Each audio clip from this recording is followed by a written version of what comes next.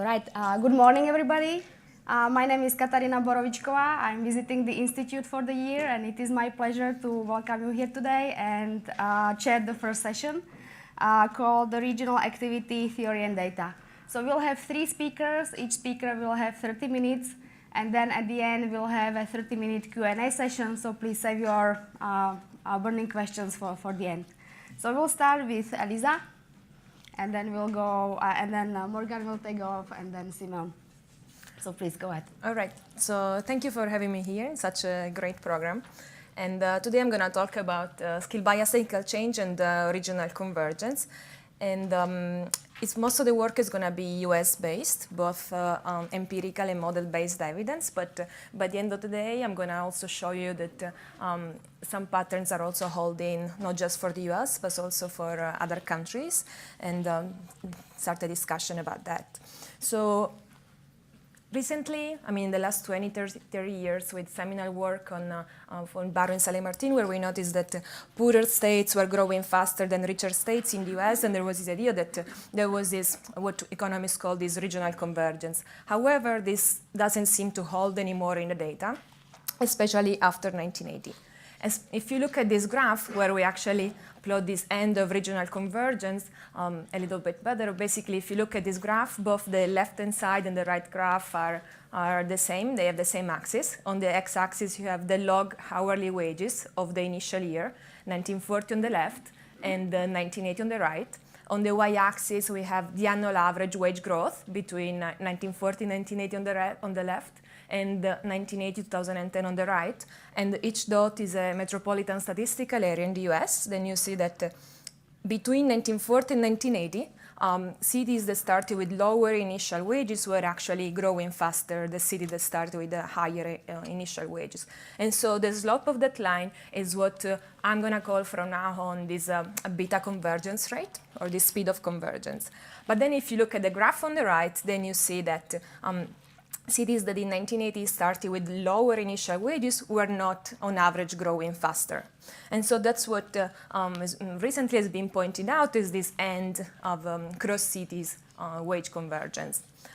But then what I do in this paper, I basically decompose this by skill groups, where by skill I mean education groups. And if you run exactly the same exercise as before, but dividing wages in cities by skills, by college-educated workers, and by workers with less than a 4-year completed college degree, then you see that the lines, meaning the speed of convergence, the red one is the one for the less educated workers, and the blue dashed one is for the more educated workers. Then you see that in the period between 1940 and 1980, the 2 lines had pretty much the same slope, meaning that wages were converging for both the low educated and the higher educated workers. But then, if you look at the graph on the right, then you see that wages for the lower educated workers, even in the post-period, are still converging across space. What's really ended is actually the convergence for the wages of the high educated workers. So what's really driving this end of regional convergence in the US is the high educated workers. Wages of the high educated workers in San Francisco, in Boston, are growing much faster, and the lower cities cannot catch up with them anymore. So since this happened around 1980, and is mostly driven by educated workers, then what I try to answer in this paper is, like, what is the role of skill bias technical change in understanding the end of this cross-cities wage convergence? So first, I'm going to show you some facts on skill premium and migration patterns that support this differential end of convergence by skill groups. And then I'm going to introduce you, give a little bit of an overview. I understand it's early in the morning, and so I'm not going to go very deep in the theory. It's also just half an hour, but to give an intuition of how reconcile the evidence with this through a special equilibrium model that has these heterogeneous skilled workers and has this skill bias technical shock as some type of agglomeration forces, meaning these knowledge spillovers that happen in production, and migration. Think of this as an island model where people move across islands, and they have to pay in order to move. And in order to estimate the model, I'm going to conduct a structure estimation. And the main takeaway is going to be that skill bias cyclical change actually explains the majority of this end of regional convergence. But on top of that, this paper actually has also other implications, not just on wage convergence, but also on other features of the data across space that we have seen recently. And in particular, as the title of this conference, well, recently there's been this great trend on this regional divergence in skills, meaning that high-educated workers are concentrating more in high-educated cities, and I'm going to show you that actually this is also happening in the data. So, and then on top of that, another interesting result is that this model reconciles also with this long-term decline in secular migration. So in the US, yesterday we mentioned that people in the US are migrating much less across states. The same is happening across cities.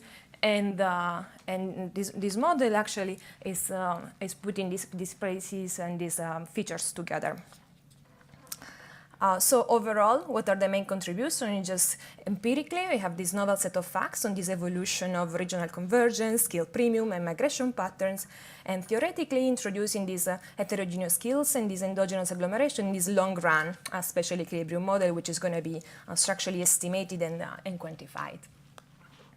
I'm going to skip the related work. Clearly, there are many people in this room that have deeply contributed to this literature. Thank you.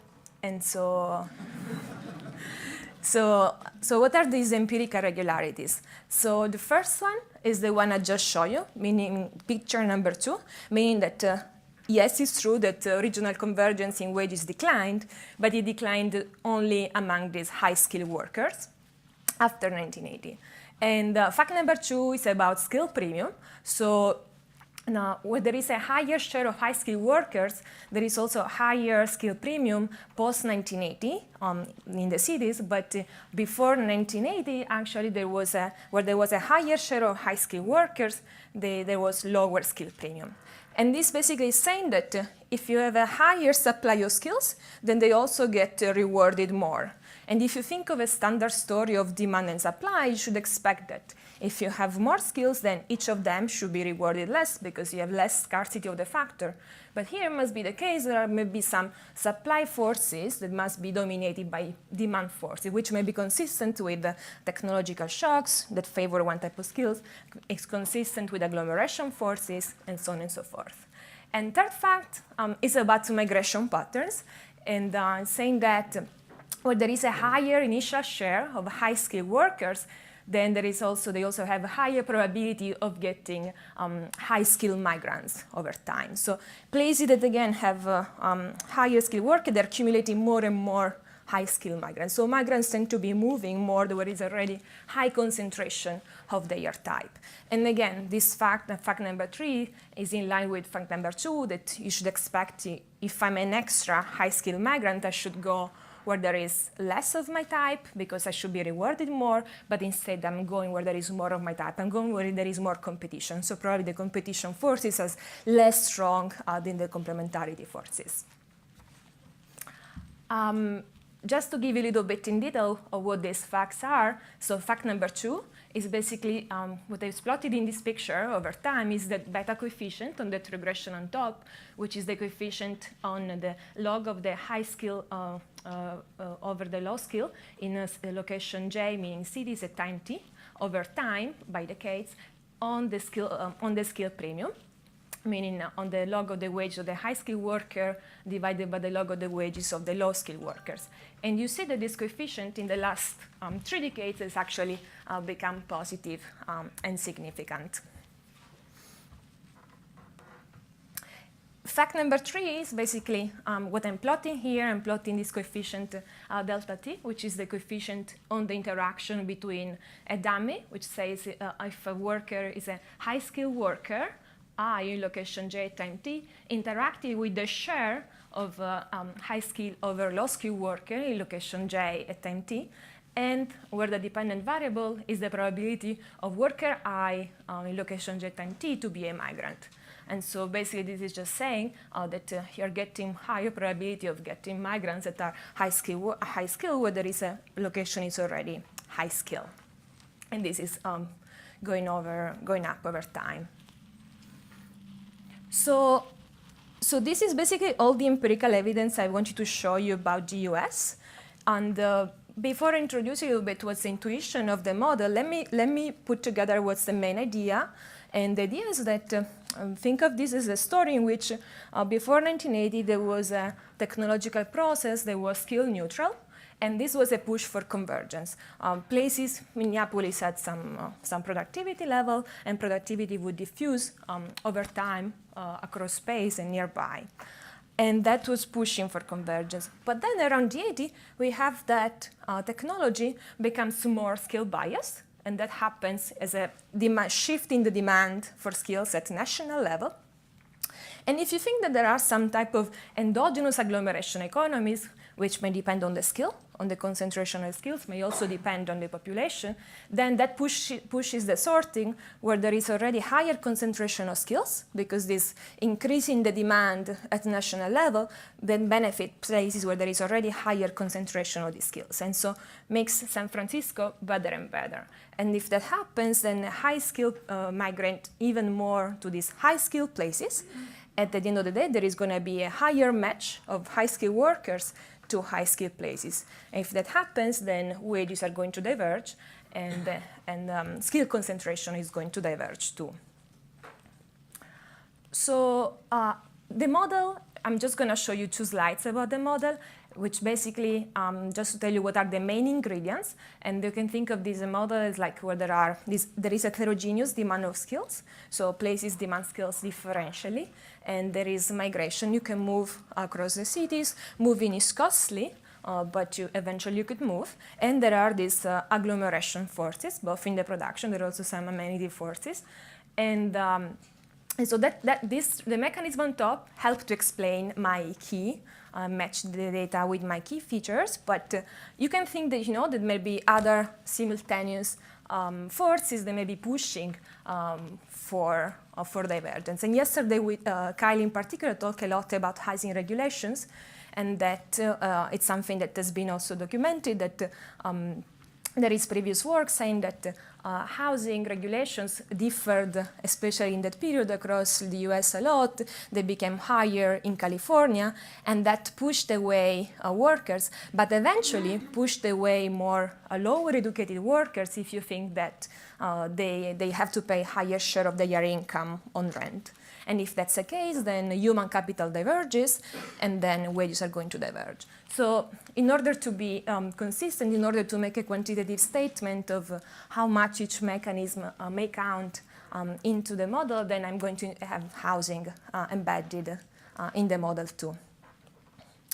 So this is going to be the only slide about the model, just to tell you a little bit what is the structure and where the key features are coming in. So think of this as a quantitative model where there are many locations, and we can think as many locations as the cities that we have. And there are going to be 2 types of workers. There is going to be a high skill type and a low skill type. And they decide in each period in which location they want to live. And they have preferences over a tradable good and some non-tradable housing. And on top of that, they like amenities. They like some type of exogenous amenities, and they also like endogenous amenities based on the composition of the city. And when they move, they lose utility from moving. And every period, they actually have this preference shock. They may wake up a morning and like Minneapolis more because it was sunny yesterday, not today. And then they... almost, okay. and then there is, they have some inelastic labor supply. Where the key mechanisms are actually going to pop in is actually on the firm side, so it's going to be on the production side. We have this, the production of this tradable good that gets produced with a CES that uses combined intermediate inputs. And there is a set of these non-tradable intermediate inputs that gets produced together with a labor, high skill and low skill labor. And on top of that, there is this housing sector. But the key features are actually going to come in the production of these intermediates, particularly in the productivity side, because the productivity is not going to be a standard exogenous productivity, but it's going to be dependent on these agglomeration forces, meaning that forces that depend on skill. So if I have a higher concentration of skill around me, eventually I'm going to be more productive. You can be rationalized by several things, but it could be some type of knowledge diffusion that happens on the workplace or outside the workplace. And and then there is some exogenous skill bias technology, which is going to be, you can think that technology at some point becomes in favor of one type of skill. Think of this routinization shock. And finally, there is a component of technology that comes through this technology diffusion process that depends on the place and evolves over time. So overall, this is the structure of the model. And given the intuition that I gave you before, here is where the key features are going to come in and interact. So once we have this set up, one important thing to do is actually trying to identify these agglomeration forces and, as we said before, also these amenity forces that are in the model.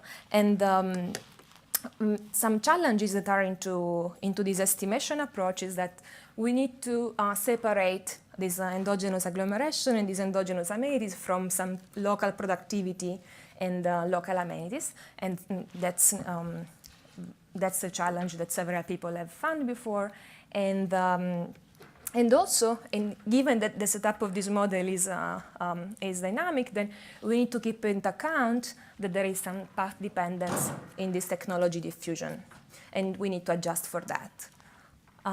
So what is going to be the solution? The solution is going to be to use an instrumental approach, isolating local changes in supply from changes in demand.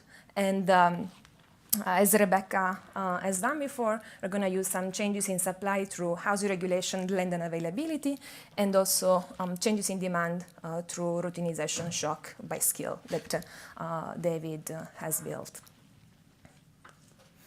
So given that's the approach, then let me just show you briefly what are the main findings that I think are interesting, in particular on what we talk about, these agglomeration forces, these agglomeration by skills. I'm more productive if I have a higher share I get some spillover on skill. It's the first parameter on top, which is saying if I'm a high-skill worker, I have a higher ratio of high-skill worker on me, then actually that makes me more productive. I get a positive spillover in productivity. If I'm a low-skill worker, if having a higher share of high-skill worker around me doesn't really make me more productive in this estimation. If you look instead of population, so if I'm a high-skill worker, being around a larger population, again, doesn't really make me more productive once we take into account the composition factor. And the same for the low-skill worker. It's actually, if anything, it makes them slightly less productive. So once we have all these parameters of the model, then the objective of this is actually to say, okay, if you remember the very first picture in which we saw the graph on the left in which we had this regional convergence, this negative slope of the line on the left, and the end of regional convergence on the right, which basically was the x-axis is the wages in the initial year in location j time t minus 30 years before, and the y-axis is the delta wages between the initial and the final year. So what I plotted in the graph was actually that beta hat, the slope. So here is basically is just plotting the slope over time and seeing how the model matches the data on that. And it seems that the model is actually fitting the data relatively well, not so much, not super close in the last 5 years, which It's probably because in the last 5 years, there may be other forces, not just captured, not necessarily by this skill bias technical change, as called identified by routinization, that could be adding on top of that. So we're not really matching super close the last few parts of the data, but fairly well the rest of it. And then this is basically trying to replicate the second graph, which I show you, basically looking at this regional convergence splitted for the high educated workers, the high skill on the left, and the low skill on the right. And so for the high skill worker, regional convergence was declining. So you see the beta going from negative, going to actually positive because it becomes divergence. And that's what both the model and the data seem to do. If you look at the graph on the right, then you see that it's quite flat. Regional convergence is not really changing. The beta is not really changing for this high skill and for these low skill workers. So once we see how the model features the data in terms of this wage convergence, let's see what are the features of the model that explain most of it or some of it. So the idea is like how much regional convergence could we see, would have regional convergence declined if there were no agglomeration forces in the model, meaning setting those parameters that I showed you before, like these forces of being together, getting more productive because there are other work around you, to 0, and then removing any type of skill bias technological innovation. So putting that skill bias technical change never changed over time, it stayed quite flat. And then removing housing, meaning removing changes in this housing regulation, and then finally removing migration cost. So the idea is that seeing how we see how much of this change in the slope, each of these components interacting with each other would explain. So you see that once we remove agglomeration forces, so this is actually a big dramatic drop, then you see that so from the line on top, which was the decline of convergence, then you see it would have declined much less, especially in the first 20 years. Once we interact also with skill bias technical change, the decline would have been overall a little bit less steep. And then once we remove the housing regulation change, you see that there is a little bit of the decline, but it doesn't really explain most of it. And finally, also, migration costs don't seem to play a major role. So this was the first result, but this model may actually help us also trying to understand other features of the data that we have seen changing in the US in the last 30, 40 years. And in particular, two features of the wages. This wage dispersion. There was an increase in wage dispersion across cities, apparently almost 100% increase between 1969 and 2009. And this was all about nominal wages in the sense that wages are deflated by a national price deflator. But you can think that it would be interesting when we look at welfare, not just to look at nominal wages, but also to look at real wages with the local price indexes. And so I'm going to show you how this matches this real wage convergence. And finally, we're also looking at migration. So see how the model matches this great divergence in the skill ratio and how it matches the sorting of migrants, meaning 5-3, and finally this secular migration decline. So when we look at this city's wage dispersion in the last 30 years, then apparently it seems to have increased about 100% between 1969 and 2009 from Moretti 2015.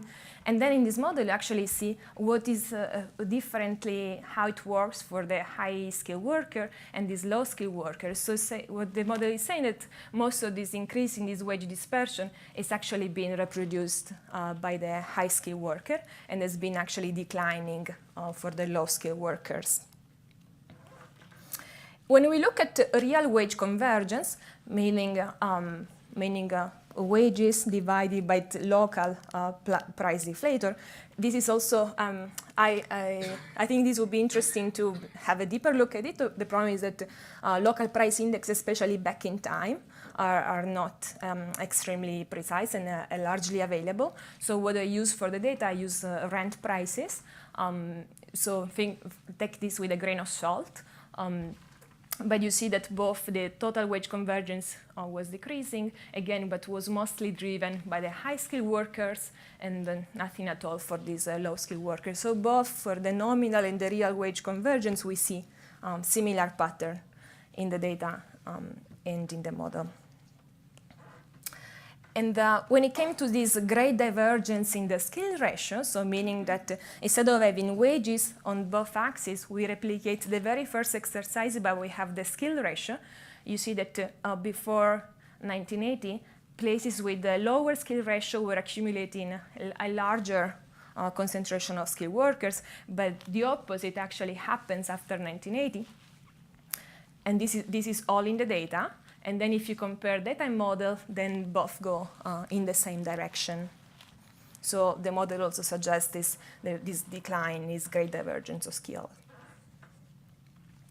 And finally, when we look at this extra sorting over time, do places where there is a higher wages for high-skilled workers are also getting more high-skilled migrants, then you see that this is increasing over time. So yes, the model suggests there is an extra sorting.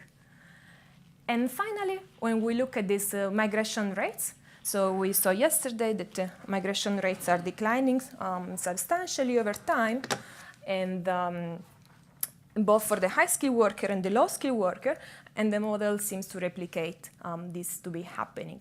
And why does that happen in the model? I think that now the wage dispersion is much higher than it used to be. So it's actually, if you're in San Francisco, you need to get, probably tomorrow you're going to get a a preference shock. You may move to Detroit or somewhere else. But now that the wages between San Francisco and somewhere else are much more different, it's going to be less likely that you get a preference shock so high to move again. And so because of some complementarity between the high skill and the low skill, that's going to happen for both groups. So this is all I had to say about the US.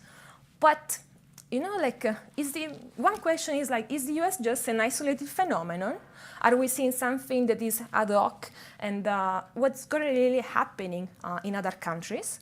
What's really happening across countries? And so in a companion paper, I'm actually looking at reproducing the very first pictures, but for other countries and across countries. And so basically, this is basically taking the average regional convergence within other countries. So basically what I do estimate for each country in my sample, which is about 80 countries.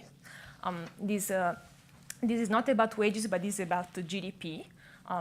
So I'm going to estimate the beta hat, so basically the slope of convergence for each of the country. And then I'm going to take the average, because I want to know if regional convergence on average is increasing or decreasing. And actually you see that both for the 20 years rolling window, so for 20 years gaps, or for 30 years gaps, then you see that overall regional convergence is decreasing also across countries. Then quantitatively speaking, it's less strong than in the US on average, but you see that it seems to be the case that it's not just that San Francisco, Boston are getting better than New Orleans and Detroit, but also it's the case that Delhi is getting better than rural Punjab, and so on and so forth. But what's interesting to see is actually that instead of looking at within countries for other countries, you just instead of having regions within a country, you just take countries and run the same regression where each dot is actually a country. Then you see that actually the opposite is happening. So basically, if you just look at cross countries wage convergence, if you look at this is with the Penn word tables, then you see that actually in the recent years we have more convergence. So it's kind of saying that overall within countries, inequality, spatial inequality is increasing, but cross countries, spatial inequality is decreasing. So basically saying that Delhi is still doing much better than rural Punjab. San Francisco is doing better than Detroit, but overall it seems to be the case that Delhi is driving most of the growth of India, or again, think of it as a developing country relative to the US, and it's still growing faster. So that's kind of saying that poorer places in poorer countries are really getting very bad. So I think this is all I had to say. So overall, just to conclude, basically the idea is that we have this spatial equilibrium model that with this feature that I show you, with this technological innovation, interacting with agglomeration forces and all these local forces, helps to reconcile several fact patterns that we see in the last 30 years. In particular, the one I spoke the most was about regional convergence in wages, but also this increase in wage dispersion, this great divergence of skills, and this secular decline in migration. And this key element seems to be this interaction between technological change and agglomeration. And what happens across countries? Well, it seems to be the case we have some disentangling opposite evidence for within countries and across countries, which seems something that to be understood. Thank you. Thank you.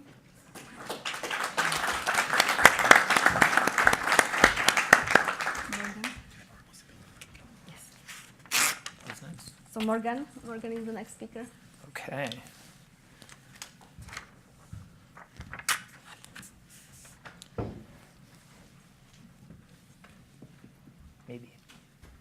Maybe I'll be next.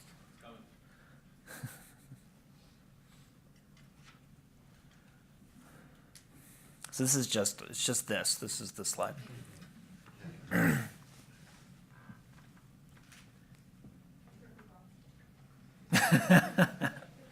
Well, we did some robustness checks, and it's been around a while. It seems important, so.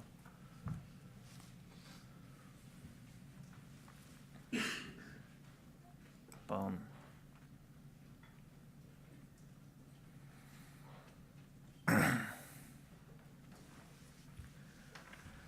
Okay, so I guess we'll get started. Thanks, everyone. My name is Morgan Frank, and I'm really excited to be here to talk to you guys today. I'm a PhD candidate at MIT's Media Lab, which is not a place that's known for traditional labor economics work, or traditional work in any sense of the word. And my background is actually in applied math and complex systems. So I wanted to get that out there up front. My hope in presenting to you guys today is that you can help me understand my results in the context that you guys are used to. And I think that my decision to try to use complex systems as a lens to view labor in the US is providing some insights that I find really exciting. So following after Elisa is kind of perfect because I'm also very interested in skill-biased technological change. I find it really interesting that some workers are augmented by their competing technologies while others seems to be substituted, especially when you think about software developers. I find this example really interesting because they seem to be augmented by cognitive technologies like machine learning, and yet programmers are really, their job is to kind of automate themselves, right?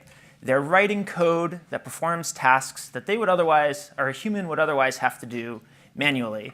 And yet, they're not seeing a deleterious effect because of this relationship.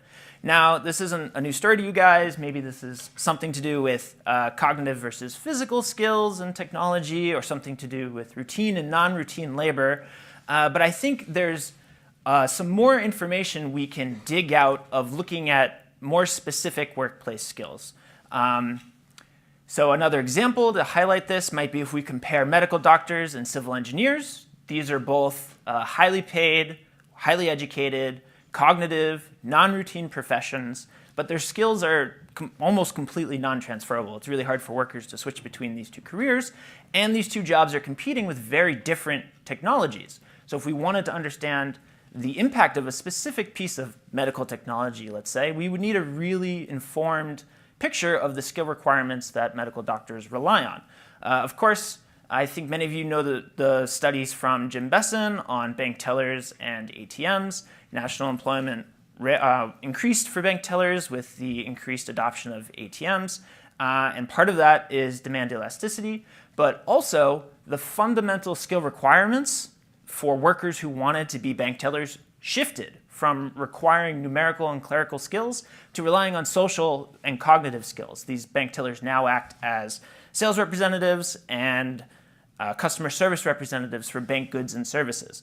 And I think when Jim highlighted this fact, it was somewhat surprising to me that there wasn't a good model for this type of skill redefinition for occupations.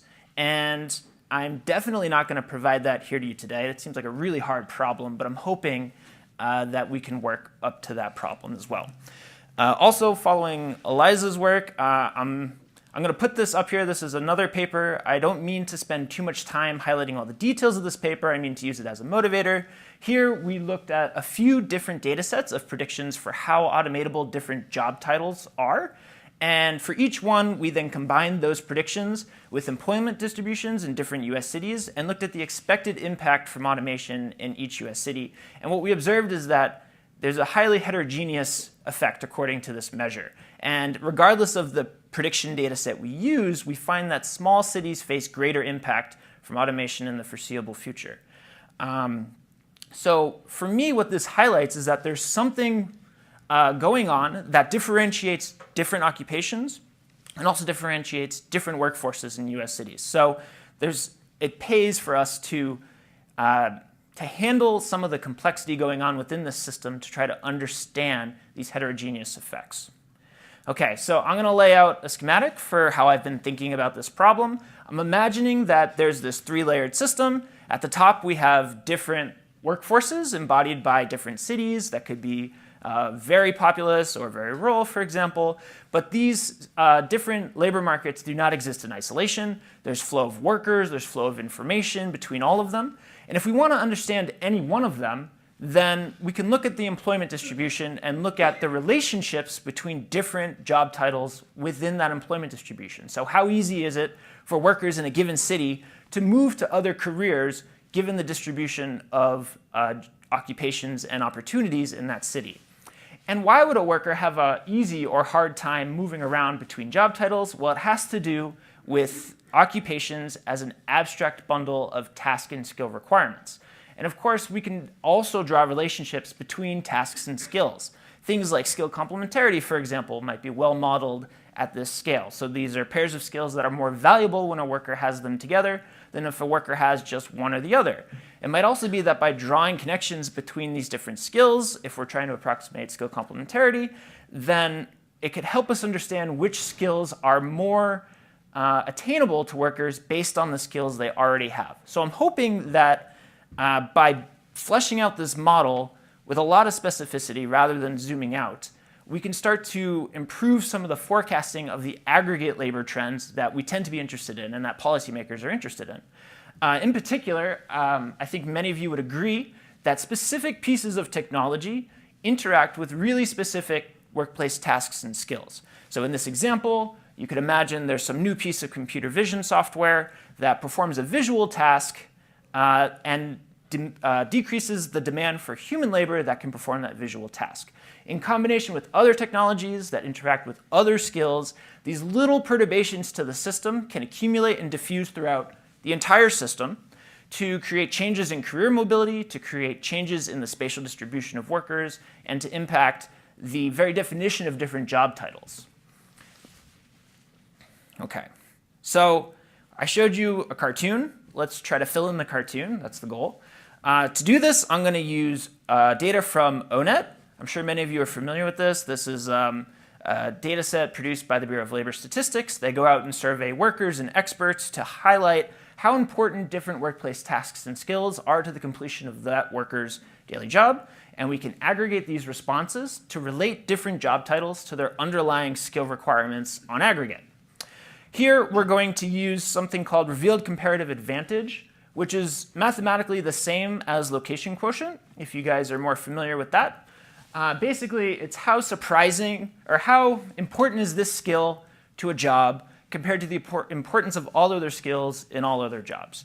And the critical value for RCA in this case is 1. So if a job has an RCA value greater than 1 for a skill, that means that that skill is surprisingly important to that job, and we're going to call that skill characteristic of that job.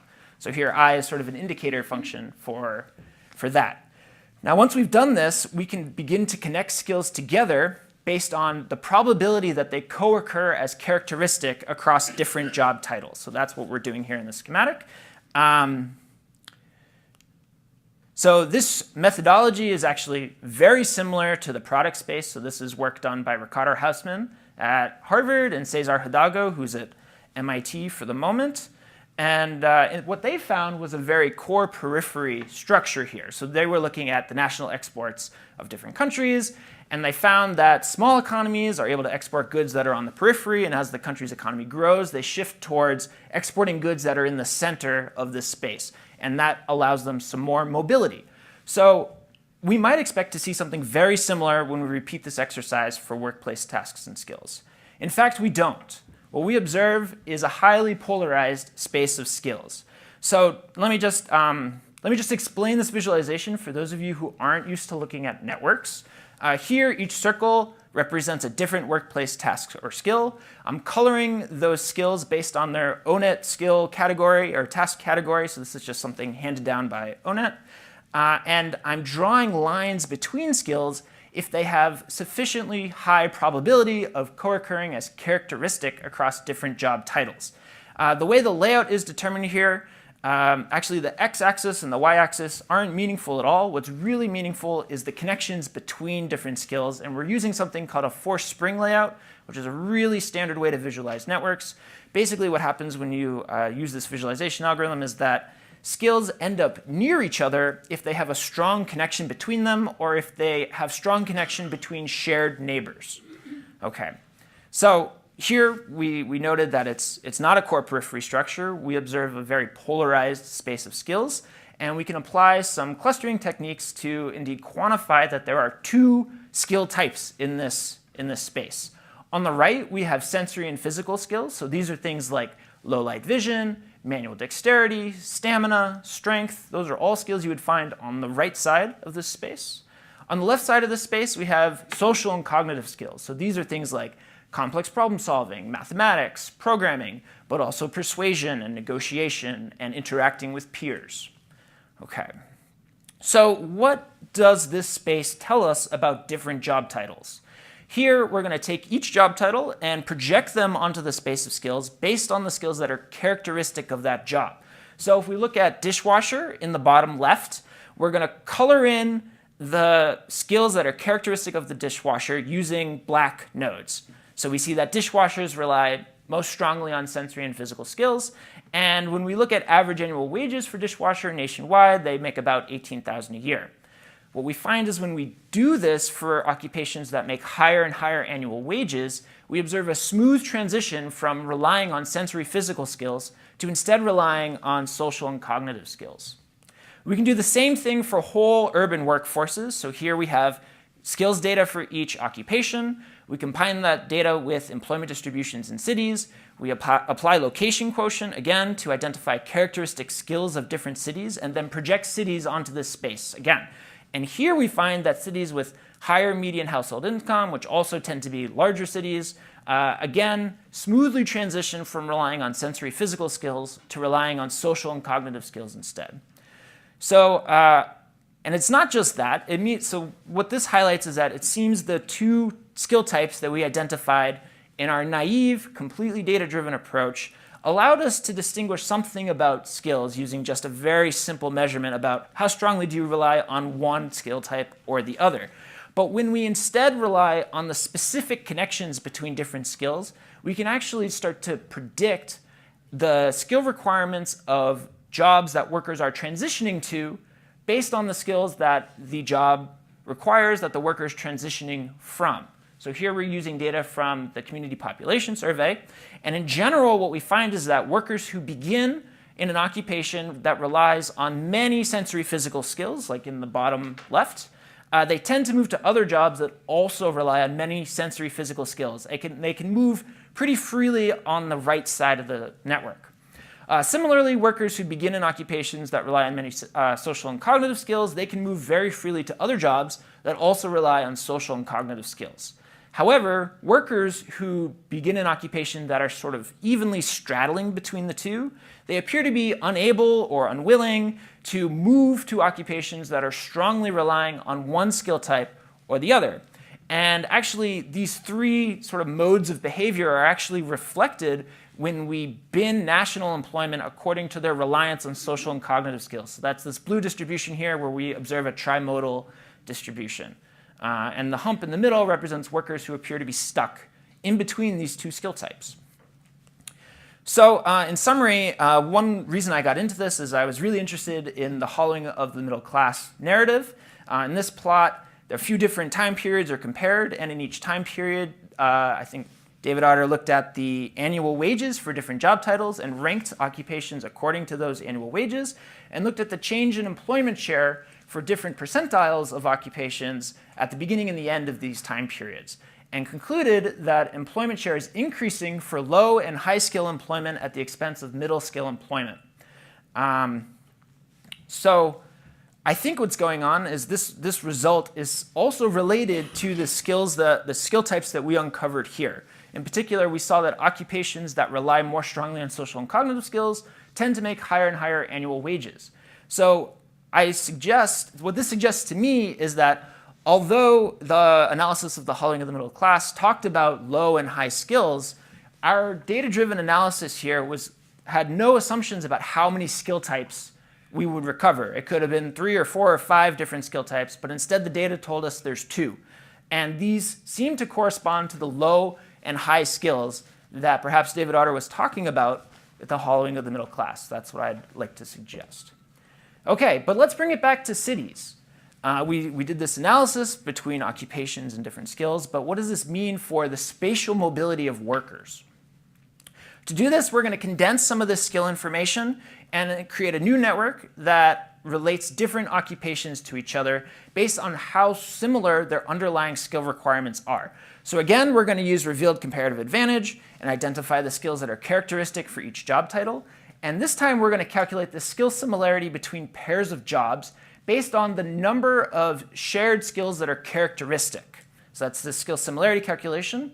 I'll also point out here I've thrown in another variable that's a weight, WS, that's a weight for each skill. We're going to come back to this later, but for now, just assume that this variable is equal to 1 for all skills. So every skill is weighted equally.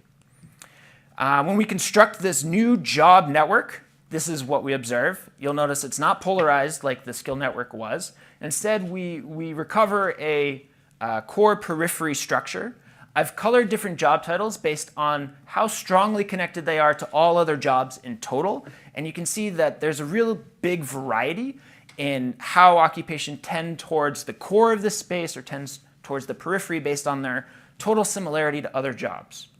Now what we can do is use location quotient to identify the characteristic occupations of different cities based on their employment distributions, and then look at the subnetworks that are defined by just the occupations that are characteristic of each city. So this is the same network from before, but we're just looking at a subset of the occupations and the connections between just those occupations.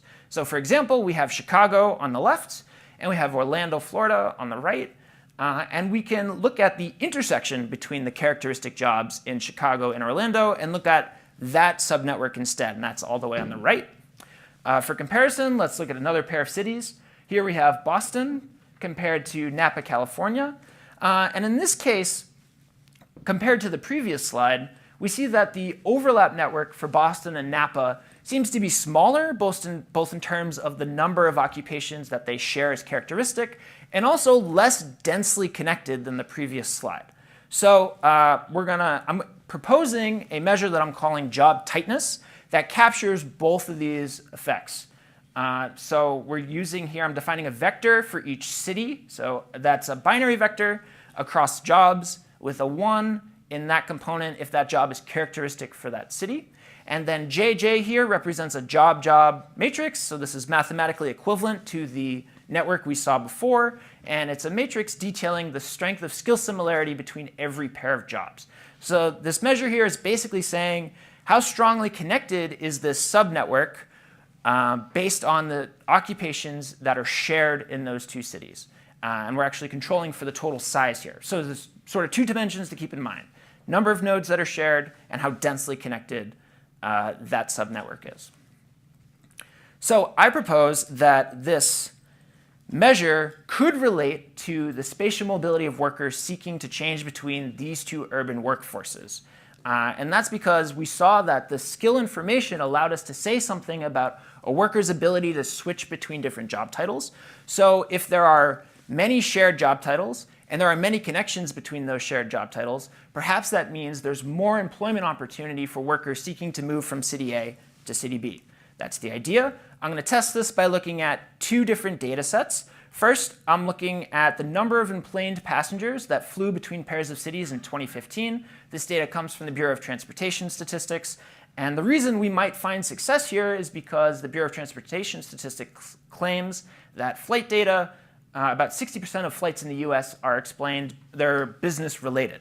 So it has something to do with the industrial composition in different places. On the other hand, I'm going to look at census migration data, and there's a lot of anecdotal evidence, and even the 2015 World Migration Report concludes that employment opportunities are the leading factor in people's decisions to relocate to cities. So I'm thinking about these two mobility data sets as two qualitatively different types of mobility. Flight patterns are perhaps a less permanent type of mobility that a worker might experience. You fly to a conference in Minneapolis, and then you fly home. And migration represents a more permanent relocation, so two qualitatively different things.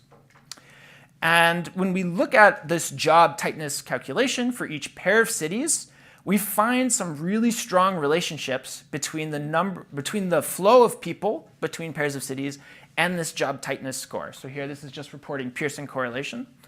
And you can see some pretty impressive values. And when we tried to understand why this measure seems to be working, we noticed that each skill does not contribute equally to the performance of this model. So we don't need the full list of O-Net skills, which is perhaps good because maybe that taxonomy is an expertly derived list of skills, but there could be redundancy. There could be errors in how people are defining skills. So my favorite example is both in the O-Net dataset, both plumbers and software developers rely very strongly on the skill installation. But almost certainly, they're not doing the same thing when they're installing things on the job. So we're going to lean into this observation, and we're going to use those skill weights that I told you to forget about before. We're going to use a very low sophistication learning algorithm called covariance matrix adaptation evolutionary strategy. I'm not going to say too much about how this works, but imagine a swarm performing gradient descent, and that's pretty much how SImeaon works. And we're going to arrive at different real-valued skill weights using this supervised technique. Skill weights could be positive, they could be negative. I'm actually enforcing that they're normally distributed, so some of them are 0, which could be useful since we see that there are many skills in the O-Net dataset that don't seem to improve the performance of the model given the presence of other skills. Okay, so now we're talking about weighted job tightness. So let's look at some regression tables, something you guys are perhaps more comfortable with than looking at networks. So in model 1, all right, so we have the performance we have the analysis for flight data in the top and the analysis for migration data on the bottom here. In both cases, model 1 is just telling you how good is weighted job tightness performing. And you can see that for flight data, it's performing very impressively. We're getting 75% variance explained using this topological measure weighted by these learned skill values. For comparison, model 2 is looking at the gravity model, and it's not even close. And of course, when we combine the two, we can do a little bit better. Before, I said there were two pieces that might help explain why the overlap in the networks of a pair of cities could be different. This characteristic job overlap variable is just counting how many occupations are shared as characteristic between city pairs. And you can see that this variable is not explaining the performance we're seeing from our weighted job tightness calculation. So to me, this suggests that you need both the size and also the density of connections to reach this level of performance. When we look at migration data instead, the story is a little bit different. Our weighted job tightness model performs comparably well to the gravity model. And when you combine them here in Model 3, there's an augmenting effect. There's an additive performance effect, which suggests that the information being captured by this job tightness score is capturing something that is different from the gravity model. And again, looking at just the characteristic job overlap doesn't explain the performance we see. I also want to point out while we're here that I'm reporting adjusted R-squared values, but this is a little unfair because there are degrees of freedom that are baked into the learning exercise that we use to find the weights for different skills. That's not reported in the adjusted R-squared value. However, when you instead do more sophisticated robustness checks, things like tenfold cross-validation or and do repeated iterations of that, the numbers really do not change, not at all. So this is not a case of overfitting. Another nice thing about this job tightness score, if you're a policymaker, is it's really easy to decompose. So here we can compare two relationships between two different pairs of cities. So Chicago and New York have really high job tightness, but Chicago and Indianapolis have comparatively lower job tightness. So maybe you're a policymaker in Indianapolis and you're saying, I'd really like to improve our economic relationship with Chicago somehow. How can I boost employment to increase my tightness to make my relationship with Chicago look more like Chicago's relationship with New York City? And it turns out that jobs can contribute to this difference in tightness scores in 4 different ways. It could be that the difference in employment in Chicago and Indianapolis compared to the difference in employment in Chicago and New York. So this is like a difference of differences, but not at all in the way you guys are used to talking about it. We can begin to understand which occupations you should be promoting in your city and which occupations are already doing the job and which occupations are exacerbating this difference in job tightness. We can also quantify exactly how much each ONET skill contributes to this difference calculation. And there's one fewer dimension than when we look at jobs here, but again, skills can both increase the difference in job tightness, and the presence of skills can also decrease the difference in job tightness. So if you're a policymaker, this could help inform worker retraining programs or initiatives to change the economic position of your labor market. And I think this provides a level of transparency that could help in future forecasting efforts when we're trying to understand how different, for example, changes from technology or changes from globalization relate to different skills and what that might mean in terms of economic consequences at a larger scale. Okay, so we started out with this very pretty cartoon. And pretty much what I've showed you here today is we've replaced the cartoon with some empirics. We've identified a lot of structure here. So we have different types of skills which help us to understand the relationships between different occupations and how easily workers can move between different job titles. And by combining that information with employment distributions in cities, we can understand the spatial mobility of workers and the relationships between the labor markets in different cities. The part that I sort of promised, and I'm not really prepared to deliver to you at this time, is I'm hoping to build up a simulation-based model where we could suggest how different technologies will perturb the demand for specific skills and how those changes will accumulate and diffuse throughout the system. So I'm not quite there yet. So this is some future work, but I'll just say a couple minutes about how I'm thinking about this. I'm putting up the Beverage Curve, which I understand is extremely risky in a room full of economists. And I'm not prepared to suggest anything concrete about why we observe this empirically. But I will say that when I look at this information, it reminds me of tipping point analysis from climatology and from the field of ecology.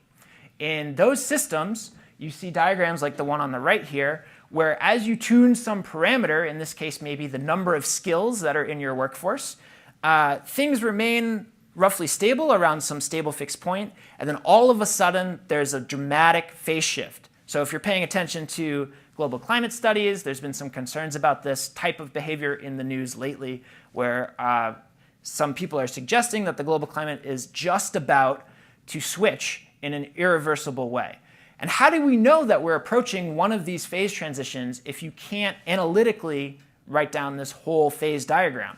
One way is to tune the parameter and to hit the system with something hard. So just it's at stable equilibrium and just change something suddenly and see how long it takes for the system to get back to equilibrium or how long the system oscillates.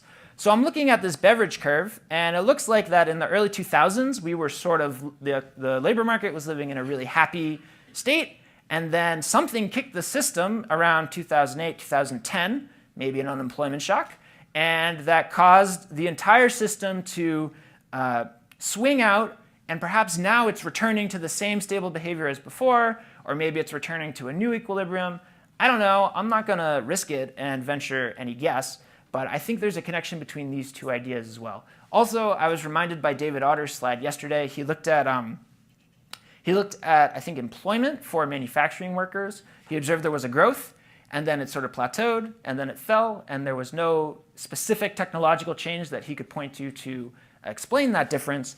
If you look at the oscillations in that curve in the plateau, you can see that they actually condense a little bit right before that drop. So that's really just ad hoc eyeballing it, but that's the type of thing I'm thinking we might be able to use. And I have extremely preliminary results that are just really early evidence to suggest that this structure that we're identifying that relates skills and jobs in different cities can actually be used to inform notions of economic resilience. So that in ecology, we have a lot of information about growth dynamics for different populations. We have logistic curves, for example. But it turns out that when you create a network of just which species eat which other species, you can perform as well as logistic population level dynamics in predicting the health of that ecosystem to perturbations to the norm, for example, rising global temperatures in that ecosystem.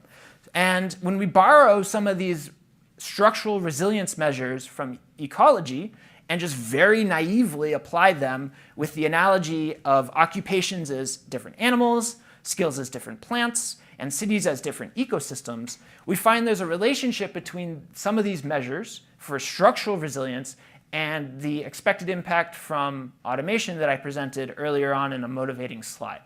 I don't present it here, but also I can say that this measure for structural resilience is also predictive of the time it takes for cities to recover from employment shocks as well.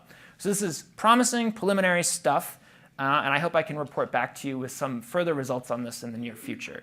Finally, let me thank the diverse set of people I get to work with to handle this type of analysis. You can see there are some business school economists in there, and there are some complex systems people from actually transportation research and computer science.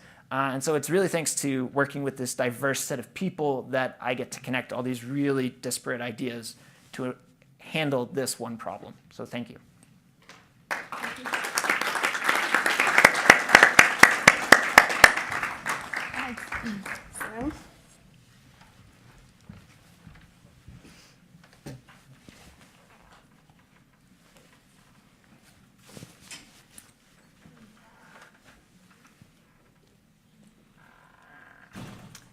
Okay, thank you very much. Thanks for including this work on the program. I'm going to talk about joint work with David Lagakos and Leo Hanian. Lee was supposed to be here but couldn't make it, unfortunately. We've had some research going on for some time trying to understand the patterns that we observe in regional employment growth and value added since World War II. And one region that stands out in this context is the Rust Belt. However you define regions, any kind of standard definition, you'll find that the Rust Belt does particularly poorly from 1950 to 2000 or 2010. Measured in employment, measured in value added, the pattern is extremely robust. Now, the Rust Belt, this is sort of an outline of the Rust Belt. We're going to not exactly use these boundaries, but we're going to be tied to state-level data. So we're going to just pick the states that are in the Rust Belt.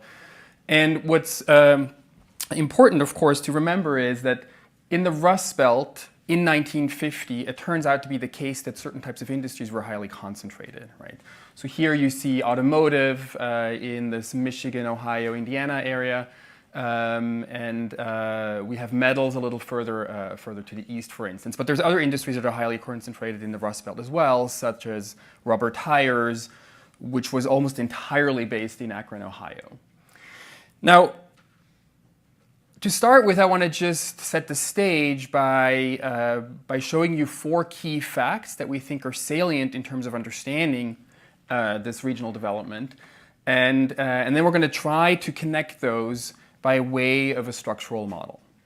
So the 4 facts are that the Rust Belt share of economic activity declined in a very secular way. It was not a jump, it was a very secular transition that lasted between 3 and 5 decades. I'll show you some pictures.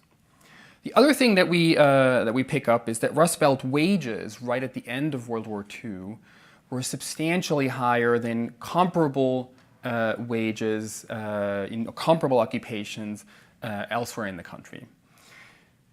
Third, and it's not going to be a big surprise, was that labor market conflict in the Rust Belt was much more prevalent than elsewhere in the country.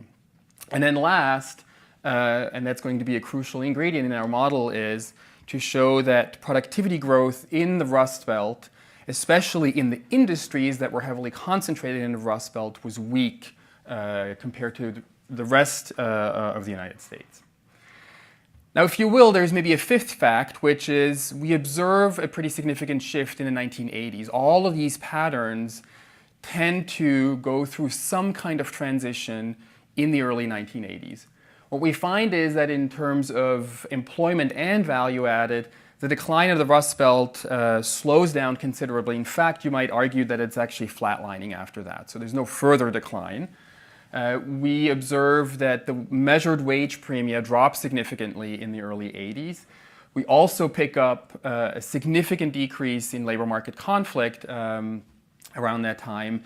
And what we do see is that there's a bit of a recovery in terms of productivity growth, where the Rust Belt seems to snap back closer to national averages, although I'll have something to say about how well we can measure that. Okay. So in our theory, we're going to explore 2 channels to account for this kind of decline. We're going to argue that lack of competition combined with inefficient rent sharing in labor markets is going to be a key ingredient. And then we also want to make sure that we're not missing out on potentially other explanations for the decline, one of which that comes to mind is, of course, that foreign competition might have played a crucial role. Think Japan in the 1980s, China maybe more recently, and David Alder and many of his co-authors have talked about that extensively. Now, I think it's important to remember that the Rust Belt, in fact, is not particularly a region where we see a lot of the effects that David picks up in industries that tend not to be clustered in this basin around the Great Lakes. But I'll have more to say about this a little bit later. Now, the line of argument is going to be that the competition in labor markets, or lack thereof, if you will, and in output markets could potentially shape the incentives to innovate of firms in general, but then differentially so for firms in the Rust Belt. That's going to be the key mechanism in our approach. And to the extent that there is an effect on productivity growth, we're going to have a standard result whereby economic activity will shift towards the region that has a higher productivity growth, and this is particularly true for manufacturing. Okay. So let me just skip through the literature. Some of the authors of this work are in this room, but in the interest of time, I'm going to just move on. So let me illustrate the 4 facts that we have in mind. So if we look at activity in the Rust Belt, so here I'm showing you employment. You can do the same thing with value added, and the patterns go through pretty much in the same way. What you find is that aggregate employment drops. It drops significantly between 1950 and 2000, and you might argue, well, that shouldn't be a surprise, right? For one thing, we have structural change. The share of manufacturing declines, and the Rust Belt happened to be very intensive in terms of manufacturing activity, so we shouldn't be surprised. But what's actually more interesting is that within manufacturing, the share of employment in the Rust Belt drops as well. So it's not just a story of structural change, but it's something above and beyond that. Okay. Now, I don't have pictures for this, But if you look at the big Rust Belt industries, I'm mostly thinking steel, I'm thinking automotive, and to a lesser extent maybe rubber tires and a few others, this pattern actually holds within as well. So it's not even the case that the composition of manufacturing changes over time, and it just so happens that the declining industries within manufacturing happen to be the ones where jobs were highly concentrated in the Rust Belt. It's much more robust than that. One concern that has come up repeatedly is to say, like, well, we know that the availability of commercial grade air conditioning led to a large reallocation towards the Sun Belt, Arizona, Texas, and so on and so forth. Even if we remove those, we still have the decline. So it's not sensitive to that kind of exclusion. The second fact is wages. So the orange line is just a simple ratio of wages in, we did this at the MSA level, cities in the Rust Belt versus cities elsewhere. Okay.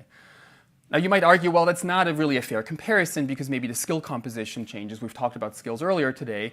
So instead what we do is we run a standard Mincer regression, and we're plotting the control here. And what I mean by that is once we've controlled for age, experience, and education to the extent that we can, we're still picking up an excess Mincer return when you're in the Rust Belt.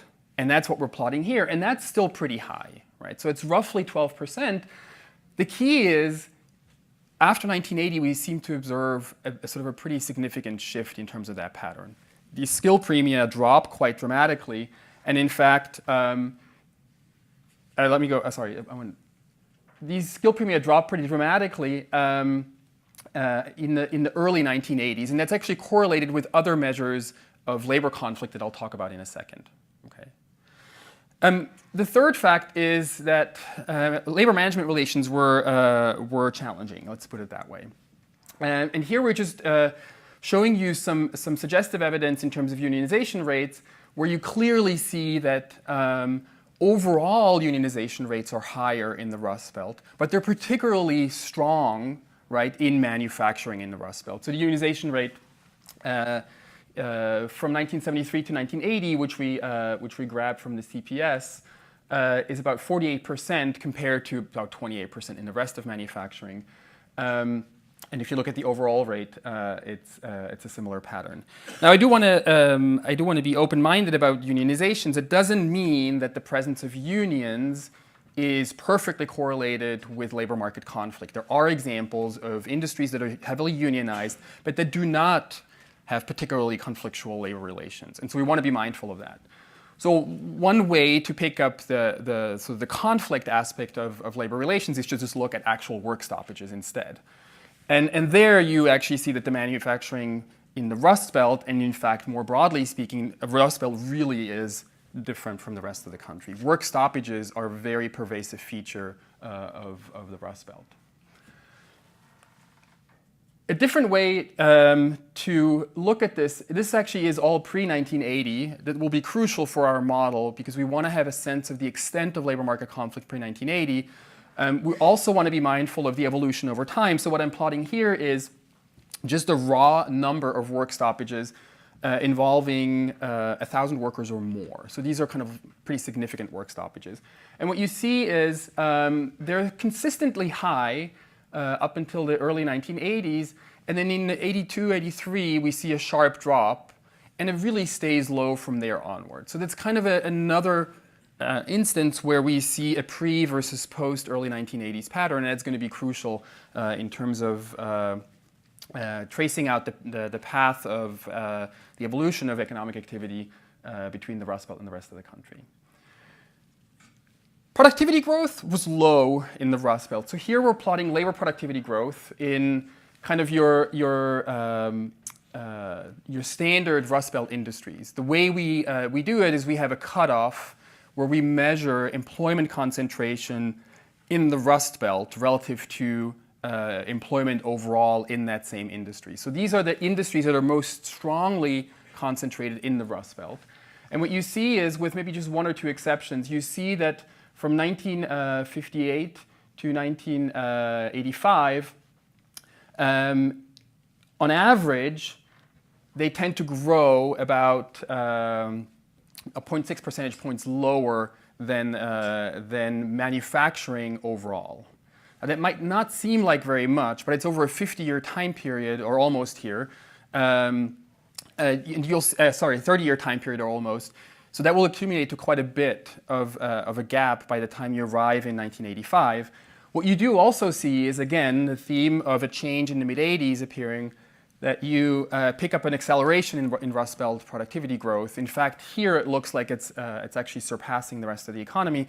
But that's a particular challenge because some of this is traditional industries that happen to be highly concentrated in the Rust Belt now start to show up elsewhere in the economy as well. Think mini mills in Georgia or Alabama. We didn't have that between the 50s and the 1980s, and similar patterns are observed in automotive. So the state, meaning the geographic partition into Rust Belt versus the rest of the country, and the industry distinction is not as clean post-1980 as it was pre-1980. But the pattern, I think, is pretty strong.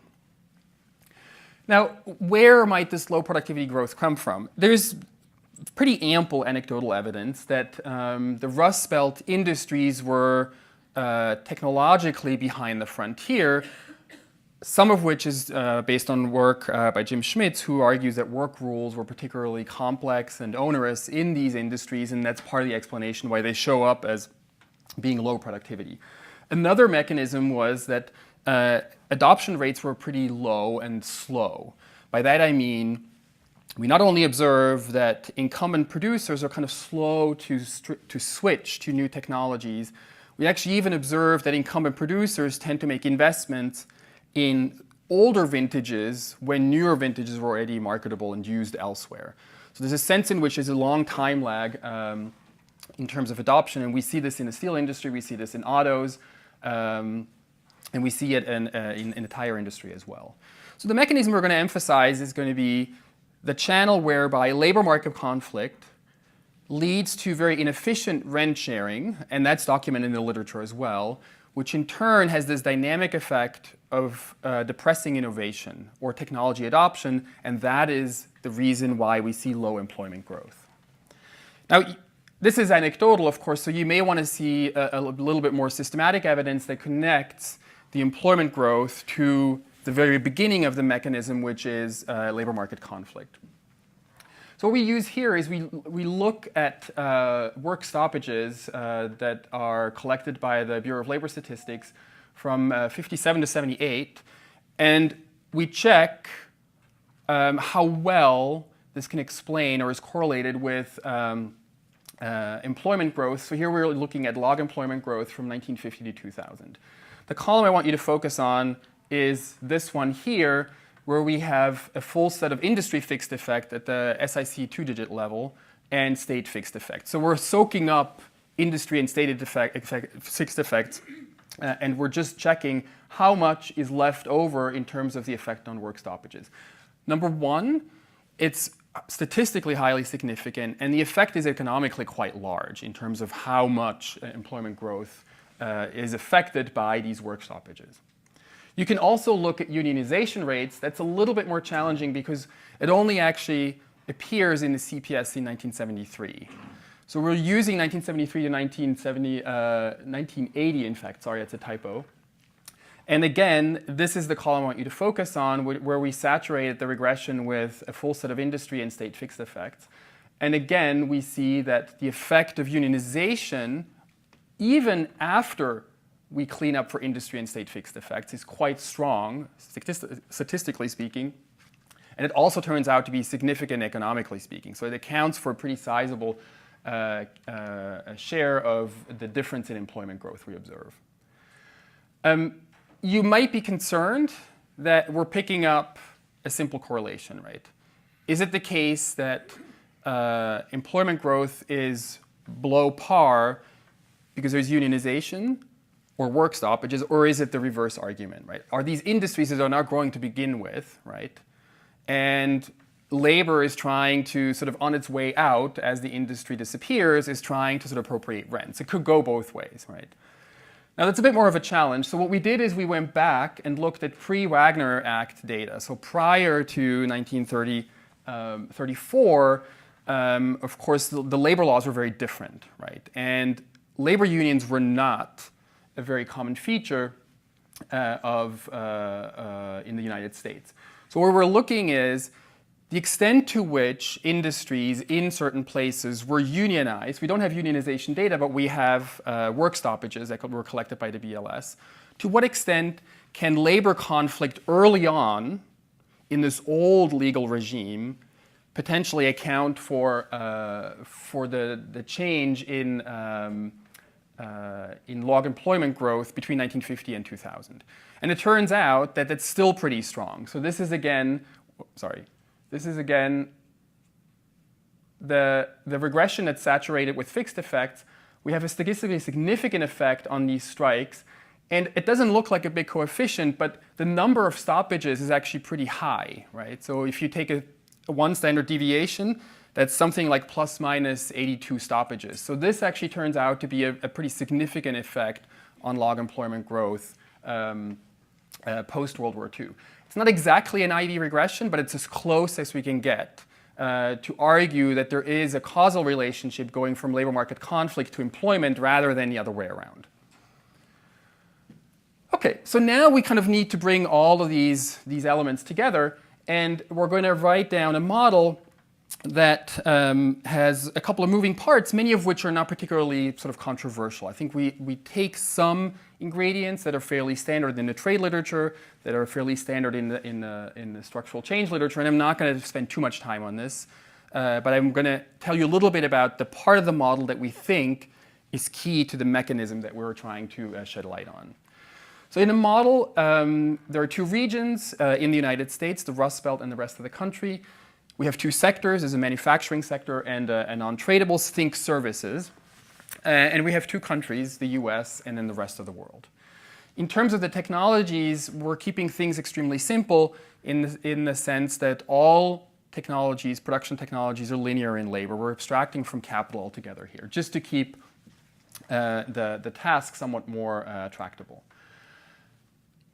What's crucial is that the static problem that we're solving, so for a given set of productivities across industries, regions, and countries, the allocation of resources is fairly standard. There's nothing really surprising happening.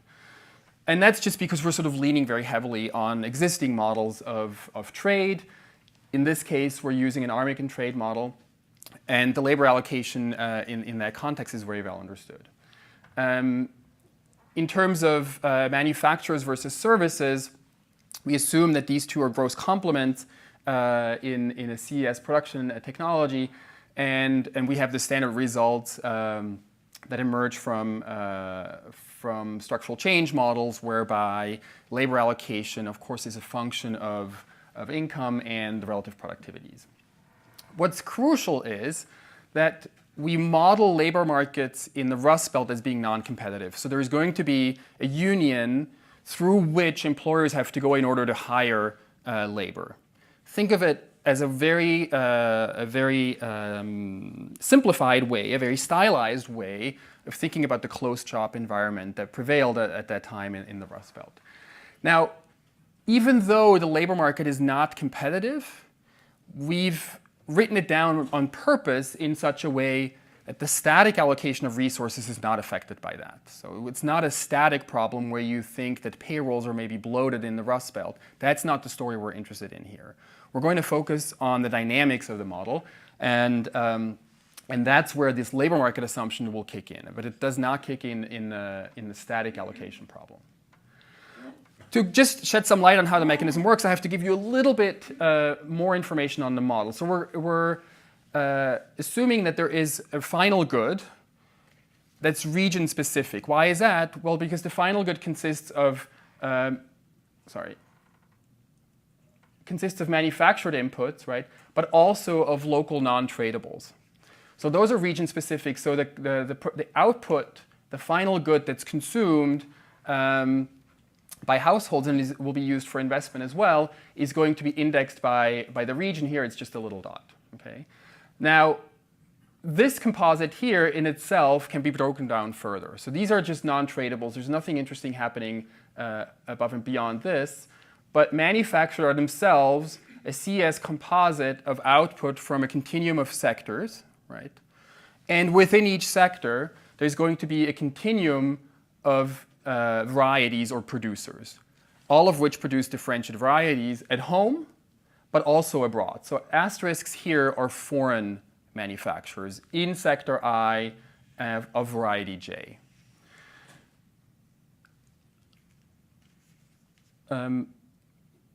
What's crucial is, and I'll actually say this again, is that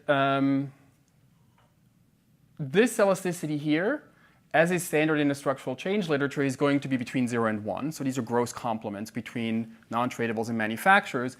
And then this two-tiered aggregation here, we assume that these varieties across sectors are going to be gross substitutes, but the substitutability is higher within sectors rather than across sectors, right? So we have rho being higher than sigma in this particular case.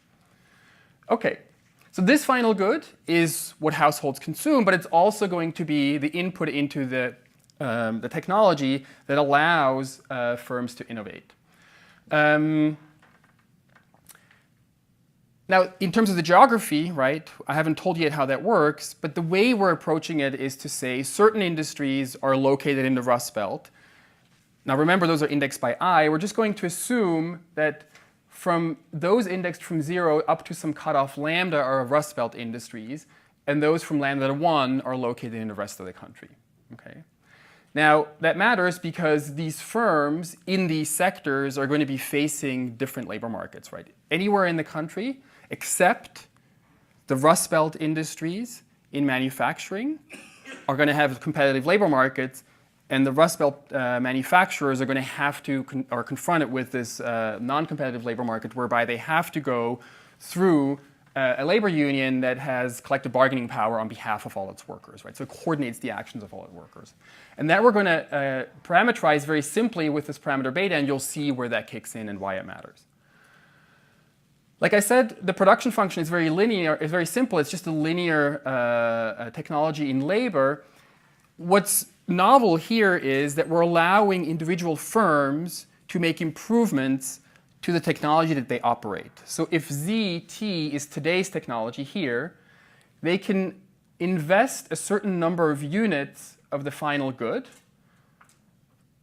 and improve their productivity between today and tomorrow by a certain relative amount x, right? So this will mean that the productivity next period is going to be 100 times x times higher than it was today. And that's the sense in which innovation kicks in. And so far, it doesn't look like this is interfering at all with the labor market friction, right? But it turns out that it will. Now, why does it do so? It turns out that the union will be engaging in bargaining with individual producers in the Rust Belt. So these are individual firms. Why do they do that? Well, remember, this is a monopolistically competitive environment, so firms actually generate profits in a very standard way in the sense that there's a Dixit-Stiglitz markup, right? But those are rents on the table. So the unions here can engage in bargaining over splitting the rent between the producer and the union. And the way we write it down is as a very simple atemporal Nash bargaining problem where this beta, right, which is my parameter that governs essentially the extent to which these labor markets are non-competitive, just is the bargaining weight of the union. Now you might say this is a crazy assumption, and we're sort of assuming the result because we're almost explicitly introducing unions that are myopic, right? They're not forward-looking. And you might not like that. But it turns out that it doesn't actually matter quantitatively whether we do it this way or we use a full dynamic program where unions make proposals, take it or leave it, fully understanding that their decisions might lead to the decline of the industry down the road.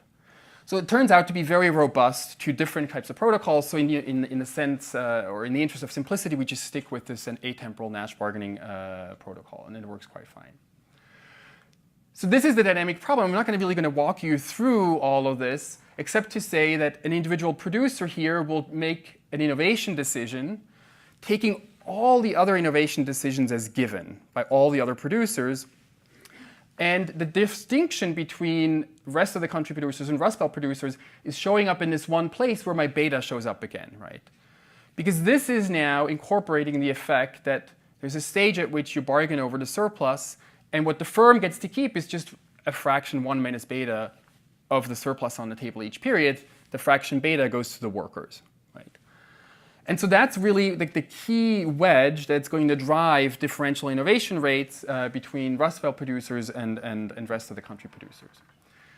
Now, you see immediately, since workers can appropriate this additional surplus, it will turn out to be the case that they earn a premium over other workers, which are all paid the competitive wage. So of course, all these Rust Belt manufacturing jobs are very desirable, right? So everyone wants one of those. But of course, they're rationed. Not everyone that shows up will actually get a job. And so each period, the workers will have to make a decision whether or not they want to apply for a union card in order to be able to accept one of these jobs. So remember, it's a closed shop environment. You can only take the job if you have a union card. Or whether they're happy where they are elsewhere in the economy, meaning in a service job in the Rust Belt or any job in the rest of the country. Okay. Now, it turns out to be simpler to deal with the fact that when you have a union card, you're a lifetime member. Whether or not you want to take a union job is up to you. In principle, you can have a union card and go somewhere else. In practice, that never happens. And we just deal with a simple life cycle environment by assuming that a fixed fraction of all workers is exiting the labor market at each period, and new workers come in at birth as non-union workers. Okay. Let me skip over the workers problem. It's not particularly salient in the sense that for the innovation decision, it turns out that the two problems are orthogonal in a way that they don't interfere with one another. So we can solve one problem for the workers and another one for the firms, which again helps us with tractability a lot. So let me just show you what the quantitative results are.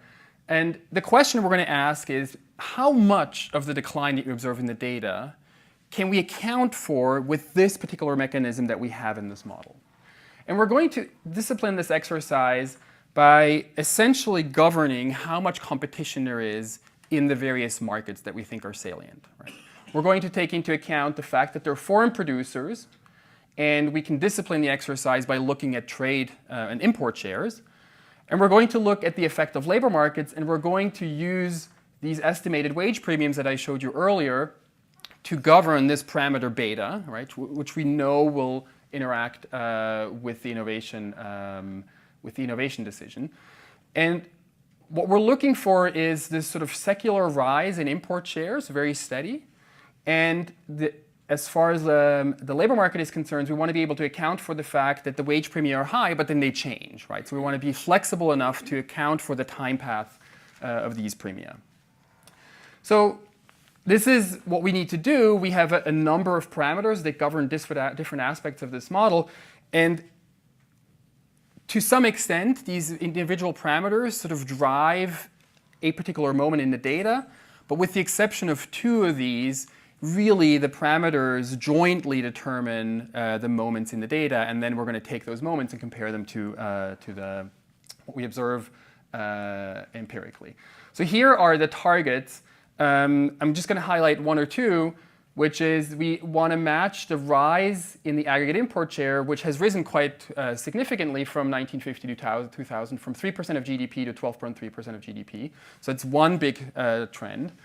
The second big trend is that structural change is happening at the same time, and manufacturing employment drops from about 30% in 1950 to about 13% in 2000. So we want the model to replicate that. And we want the model to replicate the wage premium pre and post. Now, what we're not targeting, right, is the decline of employment in the Rust Belt. And so that's kind of the litmus test. So when we actually run the model, at this point, the model tends to overshoot a little bit. Okay? Instead of dropping from 51% to about 33%, it actually drops from 51% to about 28%.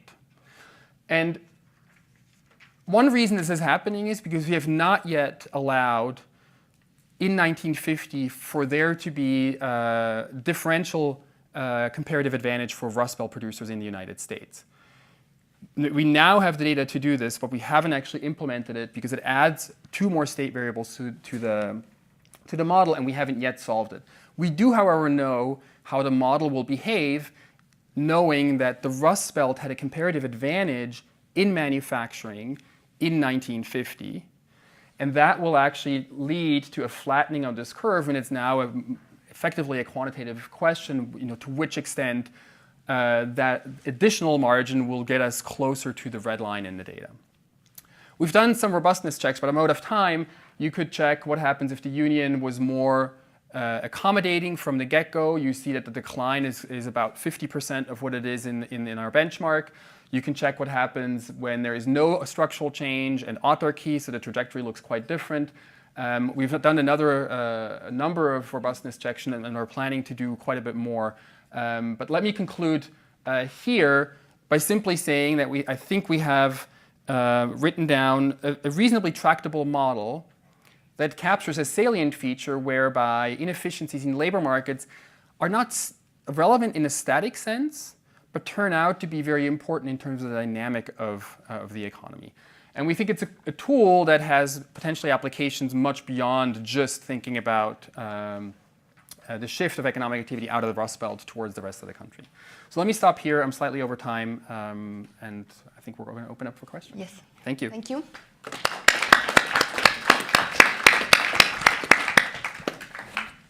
All right, so time for questions. Let me open the discussion with a few questions for our speakers.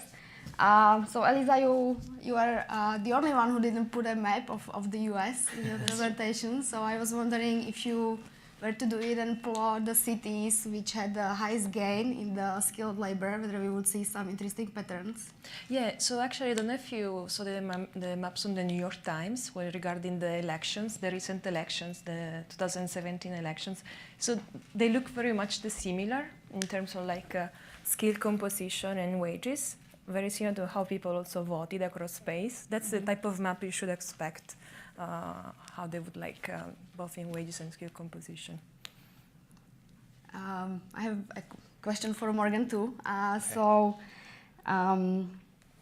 So we have worked with the skill data set a lot in economics before, and one way of how to summarize the state space for the skills is very large. So one way to summarize them and reduce the dimension was to do principal component analysis. And typically what people find is that maybe 2 or 3 combinations of skills tend to explain a lot of variation across jobs. So I was just curious whether your classification, which also comes up at the end with 2 big sets of skills, gives us similar results to probably a simple tool that goes through this component analysis, or whether there is something you would be missing that your analysis would capture. Sure, yeah, that's a great question.